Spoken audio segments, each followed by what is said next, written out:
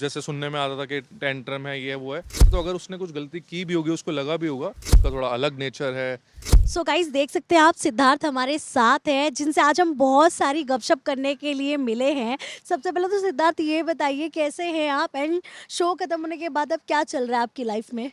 मैं बिल्कुल बढ़िया हूँ, आई होप आप भी अच्छे होगे। एंड शो ख़त्म होने के बाद थोड़ी एक्साइटमेंट जगी हुई है आगे प्रोजेक्ट्स को लेकर, और बिकॉज कहीं ना कहीं दो चार जगह बात चल रही है, and I am trying to come up कुछ और क्रिएटिविटी के साथ। प्लस मैं इवेंट्स में बैक टू बैक जा रहा हूँ। अभी I am going to Lucknow, उसके बाद मैं ओवरसीज़ जाने वाला हूँ। तो बहुत अच्छा लगता है जब भी मैं इवेंट्स पे जा रहा हूँ, अपने फैन से इंटरेक्ट कर रहा हूँ। एंड सो ये सब चीज़ें हैं। प्लस आप लोगों के साथ सब इंटरेक्ट करने का मौका मिल रहा है, बिकॉज पहले टाइम नहीं मिल पा रहा था। एंड इसके साथ साथ होपफुली मैं शायद होम टाउन विजिट करने का भी थोड़ा सा टाइम ढूंढ रहा हूँ, but as of now more of the creative things I am trying to do and travel also. Siddharth, एक चीज काफी, आपका शो तो खत्म हो गया है बट उससे जुड़ी कुछ बातें ना अभी भी आप सोशल मीडिया पे देख सकते हैं। आई होप आपने बहुत सारे हेडलाइंस भी पढ़े होंगे। मुझे आपसे जानना है आपके सेट का माहौल कैसा होता था?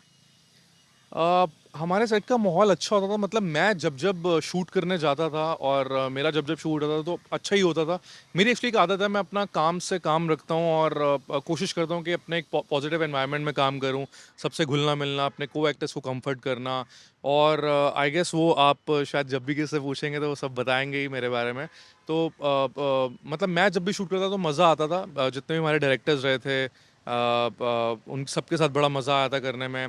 और मैं अपने आप में मैं हमेशा कहता हूँ कि जो रोल एक मेरा था रतन, तो मैं जब वो करता था तो मैं सब चीज़ें भूल जाता था। मतलब बाकी क्या हो रहा है क्या नहीं है एंड ऑल दैट, मैं सब चीज़ें भूल जाता था। लेकिन यस, एक प्रोफेशनलिज्म था, सब अपना काम से काम करते थे।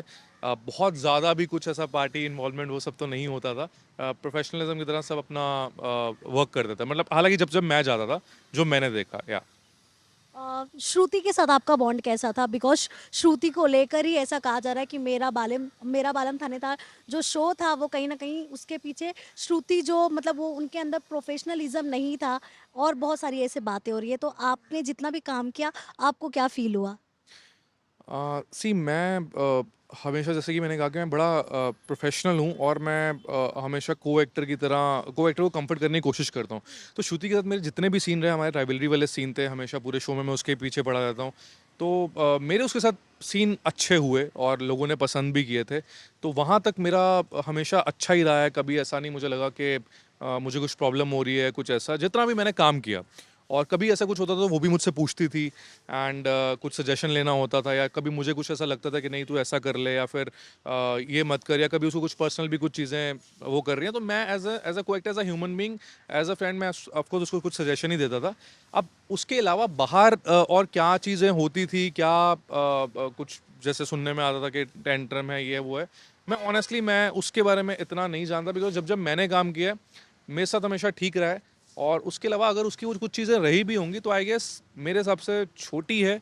और हर एक इंसान को एक सीखने का मौका मिलता है। तो अगर उसने कुछ गलती की भी होगी, उसको लगा भी होगा, तो may be that was a learning period. और बट मेरे साथ it was honestly it was fine या। जब आपके साथ शूट करती थी तो डायलॉग्स वगैरह वो प्रॉपर बोल पाती थी? बिकॉज उनके डायलॉग्स को लेकर भी कहा जा रहा है कि वो प्रॉपर डायलॉग्स नहीं बोल पाती थी, वो जिसकी वजह से बार बार कट्स लेने पड़ते थे, बहुत सारे टेक्स लेने पड़ते थे। एज एन एक्टर सी हर एक में ये चीज़ें होती हैं। किसी को कोई कुछ ज़्यादा टेक लेता है, कोई कम टेक लेता है, कोई फंबल करता है, ऑल दैट वो सब। लेकिन हमारे जब सीन होते थे तो उसके मोस्टली मेरे को वही करना कि रत्तन रत्तन ये वो, और मुझे डराना या डरना मुझसे। और हमारे जब भी सीन हुए वो ना लगा नहीं, मतलब मुझे पर्सनली नहीं लगा कि कुछ अभी उतना फंबल, बिकॉज मे बी शायद मैं बहुत सीन में इन्वॉल्व हो जाया करता था, और मुझे होता है कि सीन, क्योंकि मैं जब भी सीन करता हूँ मेरे माइंड में चलता रहता है कि मुझे ये ये कैसे विजुलाइज करके उसको कैसे करना है। तो मैं उसमें इतना इन्वॉल्व हो जाता तो पता ही नहीं लगता कि कुछ फंबल हुआ भी है, नहीं भी हुआ है, सेकंड टेक क्या, थर्ड टेक क्या है। जैसे कि मैंने कहा कि मैंने करेक्टर को बहुत इन्जॉय किया। तो जब करेक्टर को हम इन्जॉय करते हैं तो कुछ फर्क ही नहीं पड़ता कि क्या हो रहा है आसपास, कोई फंबल कर रहा है नहीं कर रहा है, ऐसा नहीं। और मेरे as a villain, as a heroine, मतलब सीन मज़ेदार हुए और ऑडियंस ने बहुत पसंद किया हमेशा वो। या बात शगुन की करेंगे। शगुन और श्रुति का भी ऐसे कहा जा रहा है कि वो दोनों की जमती नहीं थी, और किसी भी, क्योंकि अगर आप यूजुअली भी अगर आप देखेंगे किसी शो के अगर मेन लीड्स में ही नहीं जमती, बट अगर बहुत ज़्यादा एक्सपीरियंस है, प्रोफेशनल है तो फ़र्क नहीं पड़ता। लेकिन जैसे कि आपने कहा उनका लर्निंग पीरियड भी समझ सकते हैं हम, क्योंकि वो एज में भी बहुत छोटी है। तो कभी आपने ऐसे देखा कि मतलब शगुन उन्हें इग्नोर कर रहे हैं या किसी भी तरह की दोनों की बात नहीं होती थी, ऐसा कुछ आपने कभी फेस किया था? आई गेस वो most of the time her set पे होता ही है। शगुन को जितना थोड़ा बहुत जानता हूँ उसका थोड़ा अलग नेचर है, बुलबुल का थोड़ा अलग नेचर है। तो कभी कभी हाँ, मैं कुछ थोड़ा दिखता था कि उतना फैमिलियर माहौल नहीं है सेट पे, बट मुझे फ़र्क इसलिए नहीं पड़ता था क्योंकि मैं अपना काम करता था, एंजॉय करता था, चले जाता था। बट थोड़ा बहुत रहा होगा जो कि हर सेट में को एक्टर्स के बीच में होता है। एंड आई गेस शगुन भी उस चीज़ को थोड़ा समझता होगा, रियलाइज़ करता होगा, श्रुति भी करती होगी, क्योंकि जब शो खत्म हो जाता है तब हम उन सब चीज़ों को याद करते हैं कि यार उस टाइम हम और थोड़ा घुल मिल लेते या सब चीज़ें हो जाती। बट ठीक है, जो भी था उनका अपना पर्सनल था, मैं उतना नहीं जानता।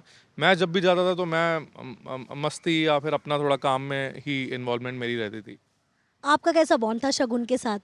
शगुन के साथ अच्छा था, हालांकि हमने पहले भी तुझसे राब्ता में काम किया था, लेकिन उसमें मेरा ज़्यादा सब काम उसमें भी एज अ विलन था, सहबान नाजिम के साथ था।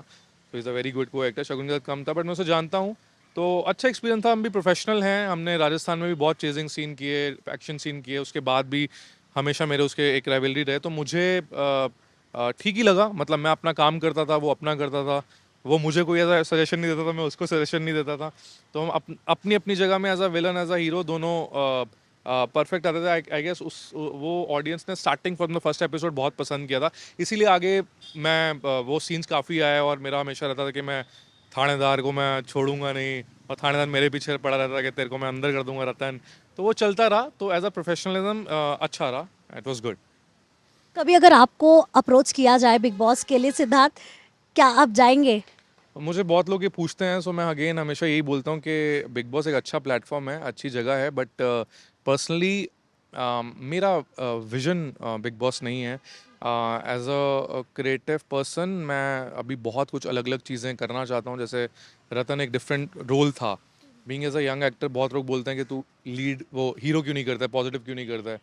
But because the thing is मुझे एज एन एक्टर अभी बहुत और अच्छे तरीके से इस्टेब्लिश करना है। मेरे लिए सिर्फ वो पॉजिटिव लवर बॉय ही नहीं इमेज है, मुझे हर तरीके से एक्सपैंड करना है अपने आप को। And soon I will jump to OTT also.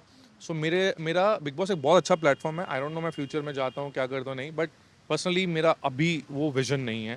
I want to do something more and more creative as an actor.